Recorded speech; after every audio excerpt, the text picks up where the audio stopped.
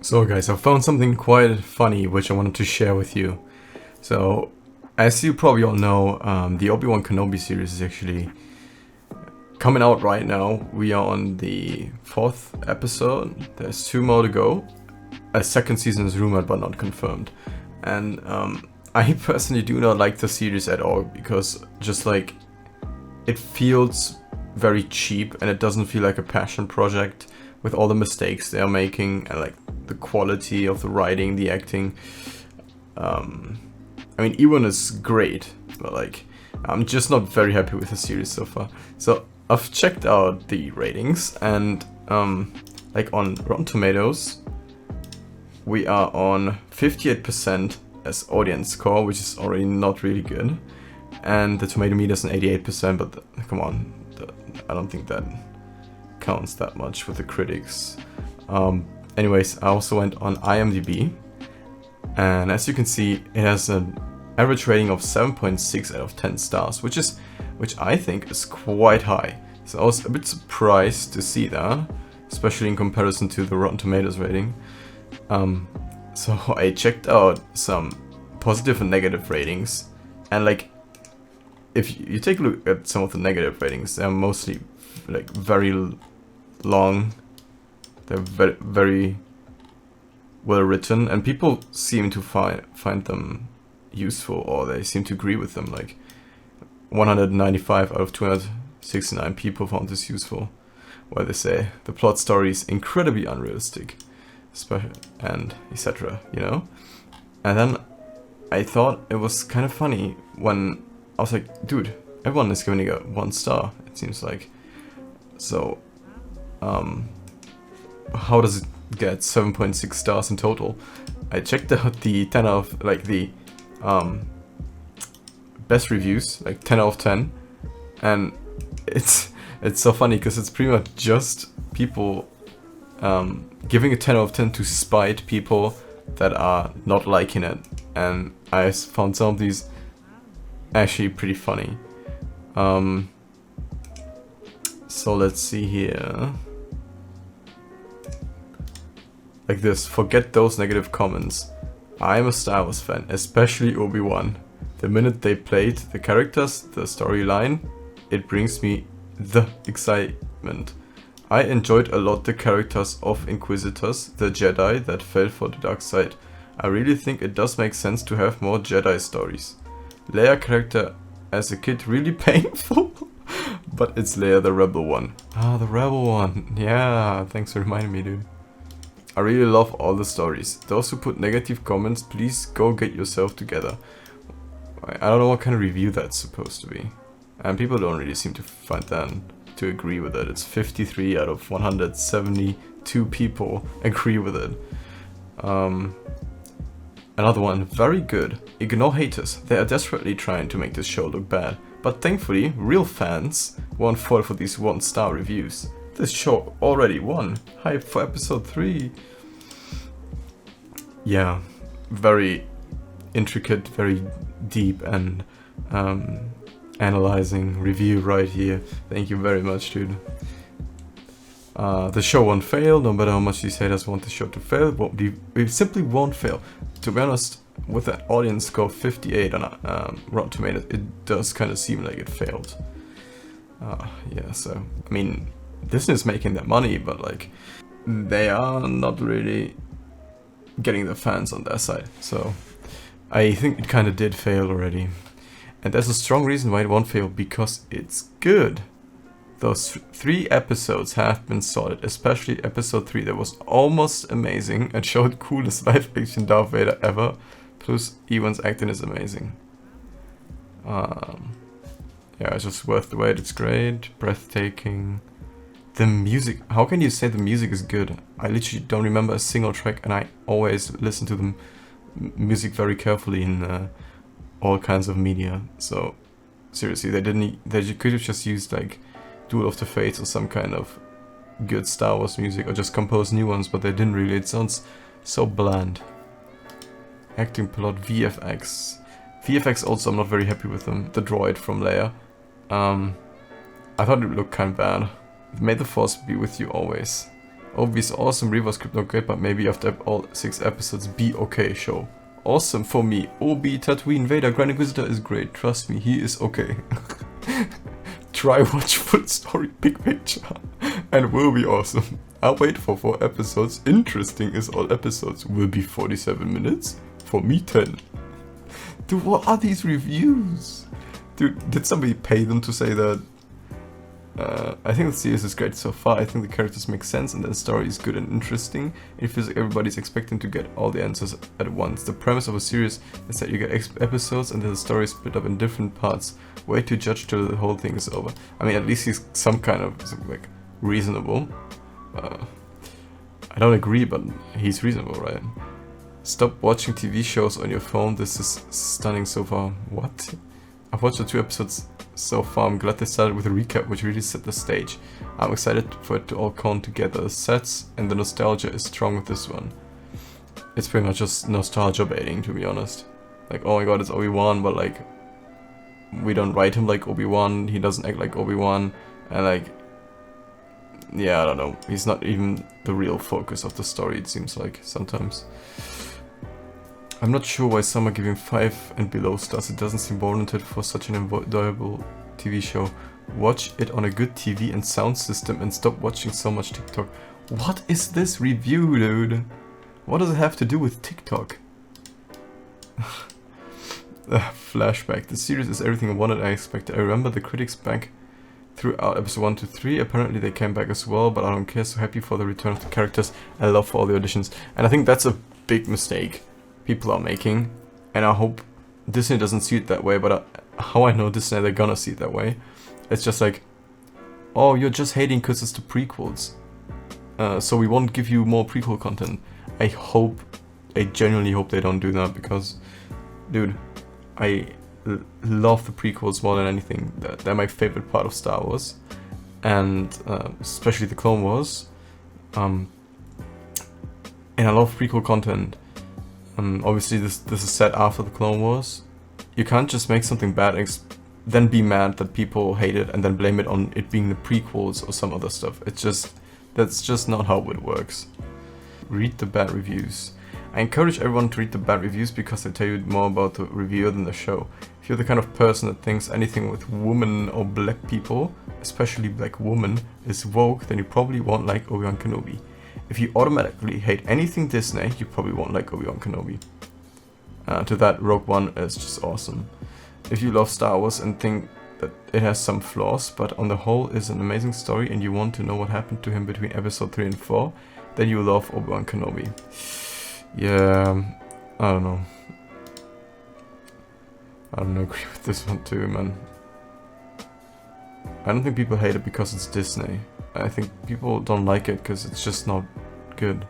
And with Disney, it's just fair because it's like one of the biggest companies in the world. It has so much money at its disposal, and it's supposed to be like the big new show with Kenobi, only 6 episodes. And I thought that like it's Disney and you can have big expectations for them actually. I kept my expectations very low for the show because I knew it's Disney. But you can have big expectations, and honestly that's very fair. It's not some kind of fan film where you can, you know, where it's just unfair to judge them or like the sets or the writing or acting. But this is actually Disney, dude. It's Disney. They have to write something good if they have the IP. If they have to treat it with respect, and I don't think they do that. The series is not woke. There's nothing woke or unbalanced in this show. Don't listen lies of incels and haters. This show has normal male characters, normal female characters, just like Star Wars episode 1 to 6. Anyone who says that Obi-Wan is weak in the series doesn't understand the lore at all. Of course he's weak in the beginning of the series. This is exactly how it needs to be. He hasn't been using the Force 10 years, he has been hiding. This is established law since forever. Not really. I think he was trying to protect Luke, and I don't think somebody that's weak and a loser and hasn't used the Force in 10 years and is burying his lightsaber and stuff is able to defend Luke, because that's his only task. That's why he's living on Tatooine, is to protect Luke. And I think he honestly should just be training the whole time to not, you know, lose his powers. So that's, I don't know, it doesn't fit to the Obi-Wan I know. He will get better later. At the beginning of the show, this is exactly how he needs to be. There's no false female bullshit or whatever you incels try to come up with. This whole series is about Obi-Wan getting stronger and better with each episode. Oh, that's my favorite one. That's my favorite one. Nay to all the naysayers. First of all, I am 46 and one of the biggest fans of Star Wars. Did you guys see it? One of the biggest fans. I ask all the naysayers who gives Obi-Wan just 1 star, are you lost or something? This is a great series, and you know why. I will tell you. First of all, it gives us answers, and we don't want Star Wars to stop. Dude, that's such a good argument. Thank you very much. It gives us answers, yes. I don't know to which question, to what kind of questions, but it definitely does give us answers, and we don't want Star Wars to stop. Okay, that's also a very good argument. But quit to compare this to the first trilogy because it would never be that good. What? I mean, yeah, I like the, like, I don't know if you mean with first trilogy, like the first 3 movies, like in the timeline where they released, or like in the Star Wars timeline. But still, you kind of can't expect Disney to make something that is good or as good as the prequels or the original trilogy. They can make something really good. It just has to be a really passionate project, which it isn't. It seems like it isn't. Okay, let's continue. But it is good. The only thing you must do is watch it without expectations, because you will never get the originality of the first trilogy. What how you can expect originality? Can you not expect that? Dude, like, what? Just because you have Obi-Wan and like the Empire and shit doesn't mean you can't expect originality. That's such a sad excuse. I watched every film, show, cartoon of Star Wars, and I loved everything. Why did I love everything? Because I don't compare it with the first parts.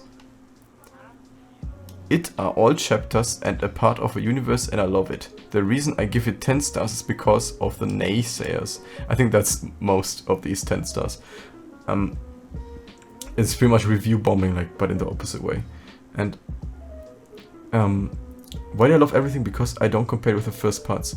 But you have to compare it with the first parts if you care about the movies. Dude, if you, like, this is written for, like, a very broad audience, and you can tell. Like, fine, you go, and if you're not a Star Wars fan, dude, that's completely fine, and you just go there and be like, oh yeah, cool, it's Obi-Wan or whatever. I like him, so cool show, right?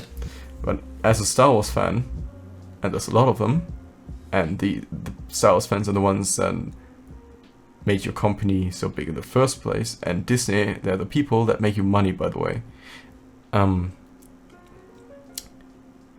They know about the Star Wars universe, and if you write a story for the Star Wars universe, which is set in the timeline which we know stuff about, where there's a lot of canon established, you have to act within that canon, or otherwise you're just disrespecting all the fans and the universe that George Lucas created.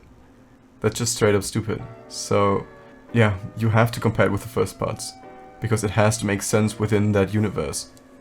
I mean, I'm happy that you like everything, but like, if you just compare it to the other parts and try to make sense of it, then it doesn't. You just find out that it doesn't make sense. Yeah, that's pretty much like the reviewers. I can like, read some of the negative reviews too. If I stop by helpfulness, it says the series deserves 0 stars, maybe even minus. It is that god awful. Okay, he's mad. It is as if the people who wrote this garbage have never even seen a Star Wars movie before in their lives. It is not about Obi-Wan Kenobi at all. He's a secondary character in his own darn show. It's all about Reva, this boring one-dimensional villain who I would imagine nobody cares about, so they have to sell the show to us as Obi-Wan just to get us to watch. The actress who plays Reva is a real bad actor. I wouldn't necessarily say that. It's just like the director can decide how the actress is acting. So it doesn't necessarily have to be the actress. It could be both, it could be one of them, but honestly the director still has the last say in it. He can say, oh yeah, that's perfect acting right here, we can use that shot, or no, we reshoot it, I don't like how it's acted, or you change your acting like this please, or whatever, you know. It's the director's fault too. I am taking Colonial Penn life insurance commercials bad. I don't know what that means. Kenobi is a big wimp who has suddenly forgot how to use his Jedi powers. All he does is cower the entire time. Vader's unnecessary and serves no purpose. The show is almost comical. Kathleen Kennedy doesn't care about Star Wars or its fans. She just likes to keep force-feeding us girl power and cashing the undeserved checks. Okay, people seem to really find this helpful. But, yeah, I don't know. I don't like this review. It says a lot, but, you know, it doesn't prove it with why it is that way, you know. Let's just see the second review. The Force Awakens nurtured Han Solo, The Last Jedi nurtured Luke Skywalker, Boba Fett has been nurtured in his own series, and now it's time for the Disney character assassination of Obi-Wan and the next in the systematic destruction of legacy characters. I don't really care about the last stuff, like the sequel stuff, because they're non-canon for me. They're just so broken and so bad that they're just non-canon in my universe. So,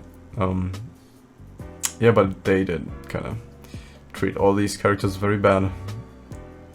They killed off Han Solo very stupidly for no reason, and Luke Skywalker, we don't even talk about him.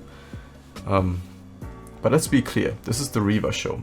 Obi-Wan has been made utterly incompetent to prop up Reva and Leia. The pattern is getting tiresome. I wouldn't say it's a Reva show, rather say it's the little Leia show, if anything. She definitely has a ton of screen time, and she's like pretty much the main character, it feels like. I honestly thought the stuff with Leia would go on for like 2 episodes, but it didn't. And also, if you've seen the newest episodes, there were so many flaws. I was just laughing at some point, dude.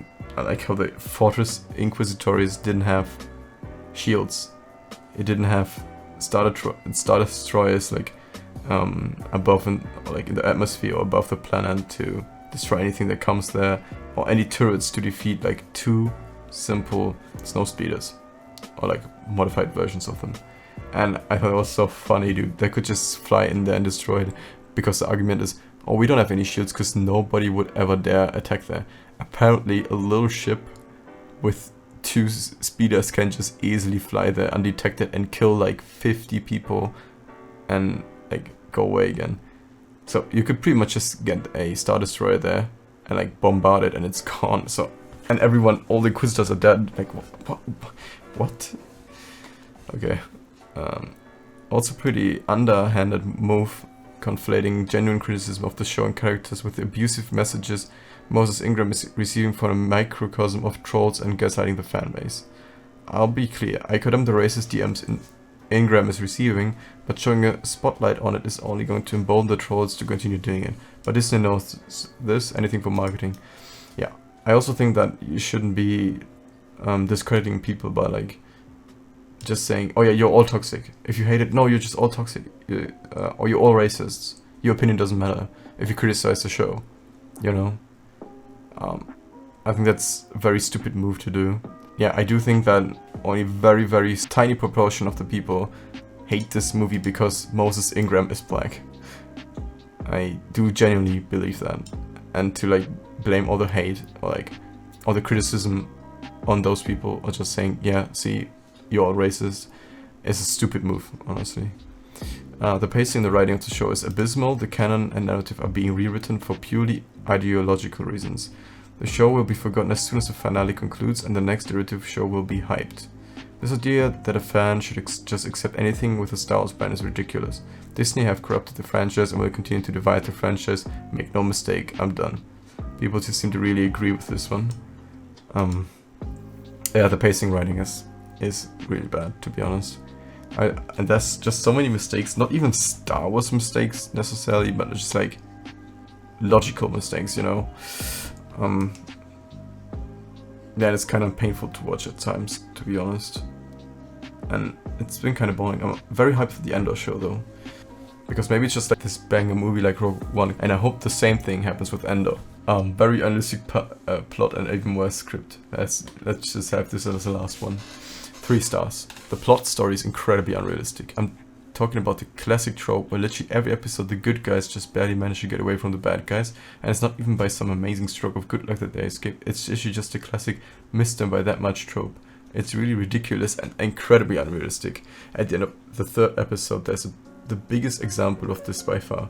Big Baddie literally has the good guy on the ground and surrounded, but then amazingly an explosion happens which puts a wall of flame between Big Baddie and good guy. So good guy literally just runs away. It's the stupidest and most unrealistic trope we've ever seen. He's literally right there. You've got Stormtrooper armor on, just walk through the flames. But no, they don't. This is absolutely horrible script writing. Whoever chose this director and script writer for the show should have had their head examined. 3 out of 10 don't even bother with this tribe. A story that didn't need to be told, and that's also true. Disney just could have left it. Tell a different story of Obi-Wan. Maybe when he was younger, or when, or in the Clone Wars. That would be awesome. We haven't had Clone Wars live action in ever, so that would be really cool to see actually. Yeah, but I told like the story, which we didn't necessarily have to know. Like, I don't think Star Wars fans really wanted to know what Obi-Wan did there. There's way more interesting stories you could have taken on. And right now I'm just thinking maybe I'll do a video where I just put all the mistakes they made into like one video, and that would be awesome. I think that's a pretty cool idea. Let's just see how many it's gonna be. Maybe I'll do it, maybe I won't. Anyways, and that's it from me for today. I hope you enjoyed it. Have a good day.